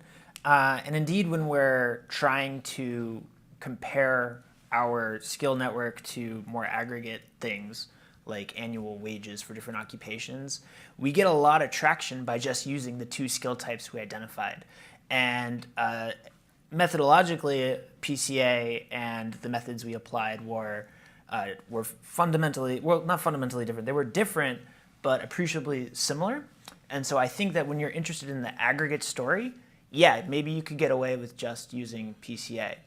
But what I hope I showed is that if you use the more granular information that you would miss with PCA, for example, the relationships between different skills and how those relationships allow us to infer relationships between different occupations, we can leverage that information to actually do better on some of these aggregate labor trends that we care about, like spatial mobility of workers, for example. So I see it as, like the PCA approximation and our analysis using just the 2 skill types. It's like using a first order approximation given the other available information. And when we include more details, it's like including higher order variables into the model. And sometimes it's worthwhile to do that, and sometimes it isn't. So maybe it will be interesting to, within an existing model which uses the principal component analysis, maybe try to run a horse race between the other ones and this one, just to see. Sure, I didn't. If it gets any extra explanatory kick. Yeah, sure. I didn't present it here, but when we were trying to come up with baseline models for predicting migration, for example, the gravity model is sort of an obvious one. But also we wondered if there was anything special about using the ONet tasks. There's a lot of them, and I mentioned that our results weren't a case of overfitting, but maybe we could get similar performance using fewer skills or using agglomerations of skills that other people have found useful. So for example, instead of the full set of skills, let's just group skills that are cognitive and routine together, and group other skills that are physical and non-routine together, and just use these two variables instead of the full suite, and the performance is not even close. So that suggests to me that there's something to be gained by using this high-resolution framework. Okay, thank you. So one short question for you, and then I'll invite everybody else to ask questions. So you were very careful about saying that it's not always the labor unions, but it's labor unions which bring the labor market conflicts that make things much worse for the industry. So I was just curious whether you would be able to identify industries or regions currently that would be well described by this labor market conflict, which can be worrisome for them. I mean, historically, certain unions have been much more militant than others. So the example of it, in this case, it's a firm that's unionized but has historically not had to deal with labor conflict is Southwest Airlines. Actually, when we started this project, I just always assumed that Southwest Airlines was a non-union airline, but that's in fact not true. It's one of the airlines with the highest unionization rates. But it's an airline that historically has had virtually no labor conflict. So the interesting question is, of course, well, why is that? And the answer is they've kind of picked up on an idea that we actually knew all along as economists, which is they found a cozy bargaining solution.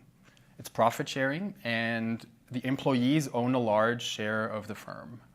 So you're shifting incentives in ways that much more align the interests of the labor force with those of management. So it's a highly unionized industry with very little labor market conflict. Other industries don't have that kind of track record, right? So the United Auto Workers, United Steel Workers, they have a very different sort of past. So one thing where I think this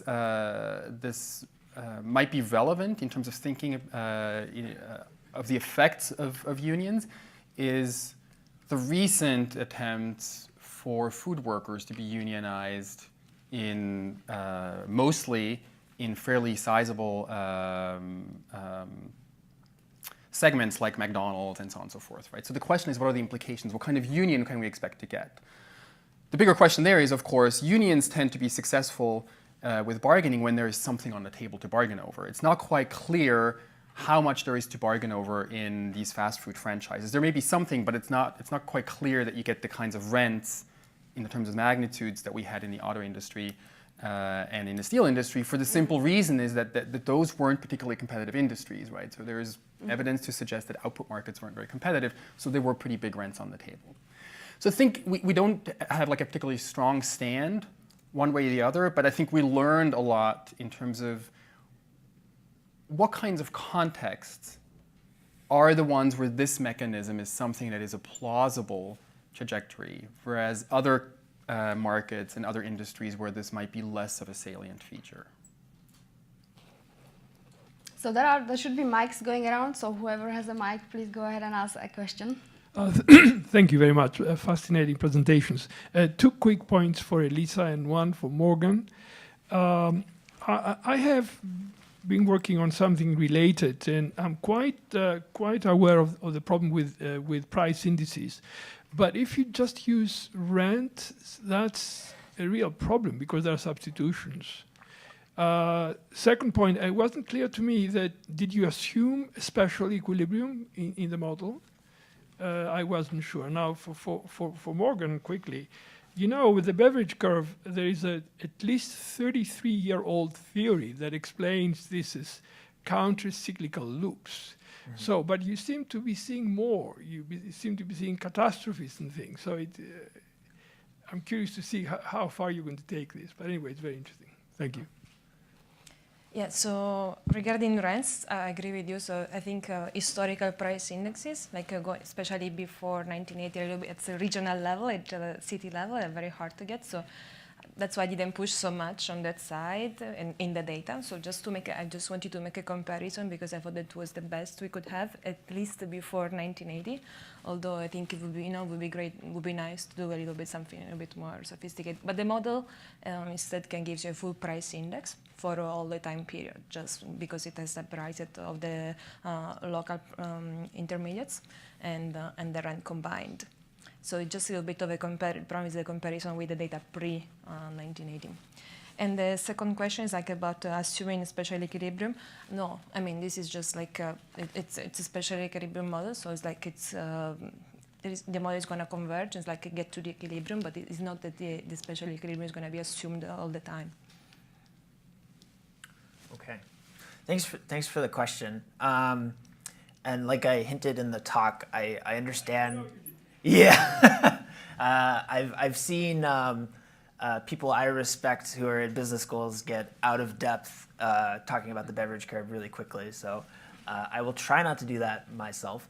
But I think your observation is in line with the idea I have about tipping points. And the question is, why are these cycles becoming more frequent, I guess? I'm hoping that we can get to a point where maybe some new methods, maybe the ones that I'm proposing, can help us understand that from a structural perspective, and that this will augment some of the equilibrium analyses and more traditional analyses that labor economists are already very used to using. I mentioned this really briefly at the very end of the talk. I didn't even put up a plot, I just said it verbally, that if we just copy and paste very naively these measures for structural resilience in ecosystems and use this really dumb analogy where cities are ecosystems, occupations are animals, and skills are plants. And I'm sure we could think of some really big issues with this dumb analogy, but if we just try it out, we can actually predict accurately how long it took different US cities to recover to normal employment levels after the 2010 employment shock. So I'm not going to hang my hat on that. I mentioned there's lots of more work to go into that, but it's suggesting, this very preliminary result is suggesting that maybe there's some traction here, and maybe we can say something more sophisticated if we keep pushing. I'm not sure, Simon, that you're giving what the union effect is. I think what you're giving is the differential between having, or as we saw yesterday, when you try and do rent control on inefficiently by doing certain properties and not all properties. So I'm more convinced what you show is what happens if you have a race to the bottom, because from 1980 on, we have this anomaly, which is prior to 1980, the post-war period, wages and productivity in the U.S. pretty much went together. Since 1980, they have not. Prior to 1980, most everyone in the U.S. had increasing income. Since 1980, we know inequality has been driven wildly out of kilter. So I think what you really show is if you have a race to the bottom, you don't get to a better equilibrium. Wages have stagnated since the 1980s. So it's not like, oh, we let employers run away from these horrible Rust Belt unions to the non-union South, and then things got better. In fact, we have this anomaly that if you look at the opportunity maps, right, we moved to those places, North Carolina and South Carolina, that are the heat of the map of immobility and high inequality for the U.S. So it's not clear to me that the race to the bottom went from bad places to good places. We just went to the bottom, and then as North Carolina and South Carolina have found out, if you're going to engage in race to the bottom, then China can race to the bottom faster than you. And now North Carolina and South Carolina are suffering because they've lost manufacturing. So the loss of manufacturing really is a contour of do we let employers get around workers having bargaining power to where workers have no bargaining power? And workers having no bargaining power, I don't think you show meant the gain for American workers. Wages have stagnated since the 1980s, overwhelmingly for Americans in the median. And most of the gains have gone to those at the top, which is what you would expect if you had workers with no bargaining power. You went through the chart your model a little too quickly on the non-union workers in unionized states. So we know that workers not in unions benefited from the high concentration of unions. They had much higher wages than was typical of workers in those same industries, even though they weren't unionized, and that's gone away as well. So, and it's not a closed shop. It's not a very good way of thinking about what industrial unions do. It's not a good corollary. It's a true mischaracterization of what it means. So anyway, Morgan, I think your work is really fascinating, and I think the idea of an ecological way of looking at things would be fascinating if you play with it a little bit more, because it strikes me that at some level of inequality, it's like your plants and everything, right? You know, at some level of inequality, it's like you've taken the ecology out of kilter. It can't reproduce itself very well. It becomes less resilient. And at some level of inequality, it's like greenhouse gases. It'll burn itself up because you can't have enough for the important components of the ecology to survive, because they don't have enough resources. So it's like if you get rid of all plants, Yeah, it's a problem. it's a problem. If plants can't survive, it's a problem, and that's why we have to worry about ecology. If low-wage workers can't survive, we have a problem. The system doesn't work. So I think that's a key insight, and I hope you keep playing with it. Thank you. Would you like to respond? Sure. I mean, I'm not quite sure I can respond to all your comments because there were a few of them. Let me say two things. I did not show you what aggregate productivity growth looks like in this economy. So the results I showed you was how do Rust Belt workers compare in terms of wages and employment growth to other manufacturing workers. That's the result I showed you, right? There's no sense in which there's a race to the bottom, right? There's no implication that it was a race to the bottom. What we do see clearly, though, is that structural change interacts with what we do in terms of distinction between Rust Belt versus non-Rust Belt employment in manufacturing, and where we draw the line between whether or not you're unionized, right? Now, once you interact the two, what does turn out to be the case is that productivity growth sort of tends to decline in a secular way, and you might think of that as maybe being captured by slowing wage growth. And that's entirely consistent with what we're doing. There's nothing incompatible with what you're saying with what we're doing. I didn't show those results, but I'm happy to talk to you about this later on. Let me stop here. I'm happy to have a conversation with you about this over the break. I want to give Morgan an opportunity to answer. There is an. I was happy to say thank you for the comment, but I would also add, that I completely agree. And some of the more recent work coming out of network science and ecological systems suggests that having disconnections between a large subset of plants or large subsets of different animal species, just getting rid of the connectivity is detrimental to the health of the ecosystem. And so this idea is indeed part of my inspiration to apply these techniques for labor in cities. So thanks for that comment. Thank you.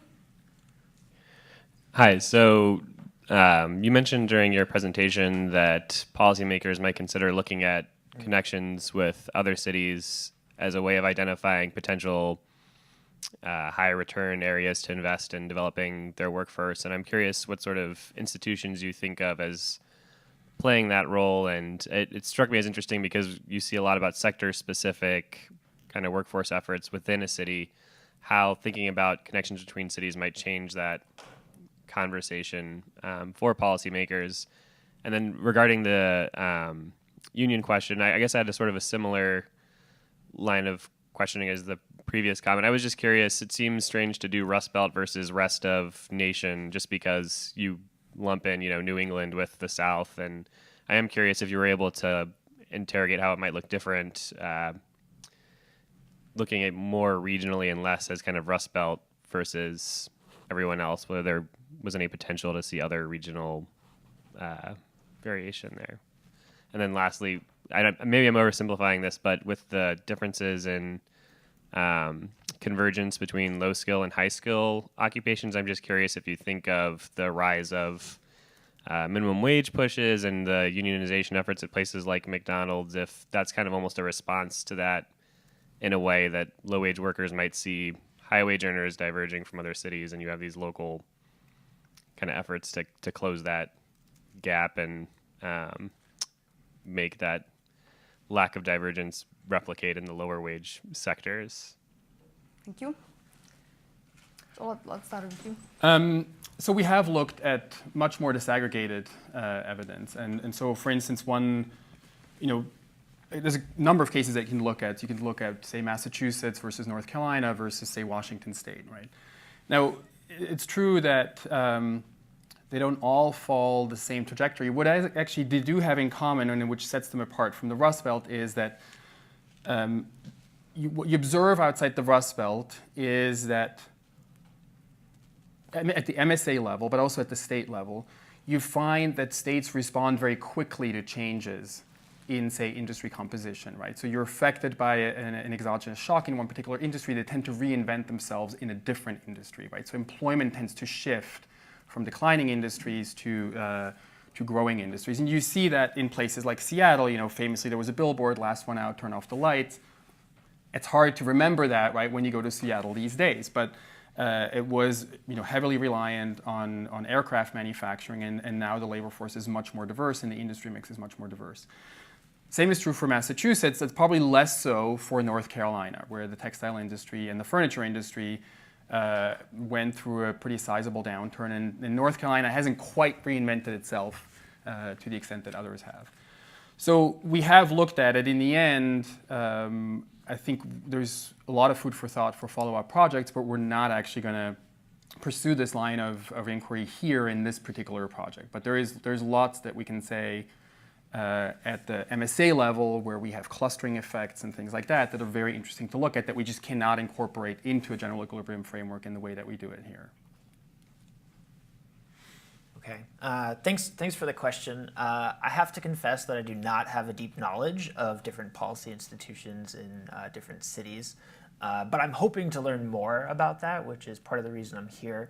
I see that the work we're doing looking at career mobility and spatial mobility of workers has applications for policymakers who are seeking to identify industries in which they should invest in their local economy, and also those who are looking to attract workers or to design viable worker retraining programs. So for example, I think that some of the really naive worker retraining programs out there today look something like, oh, demand for truck drivers is going down, but demand for programmers is going up. It's cool, we'll just teach truck drivers to program.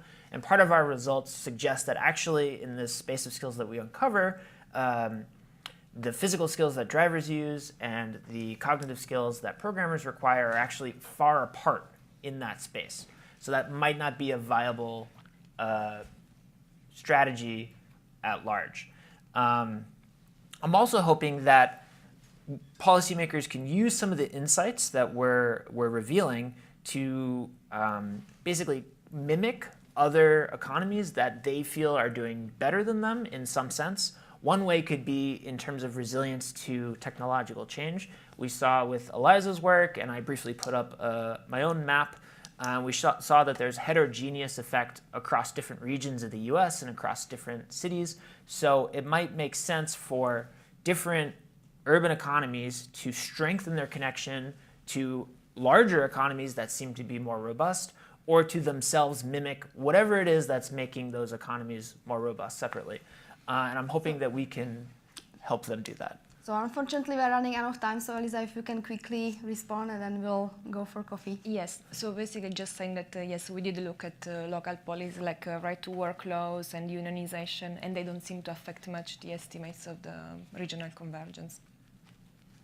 All right, thank you very much.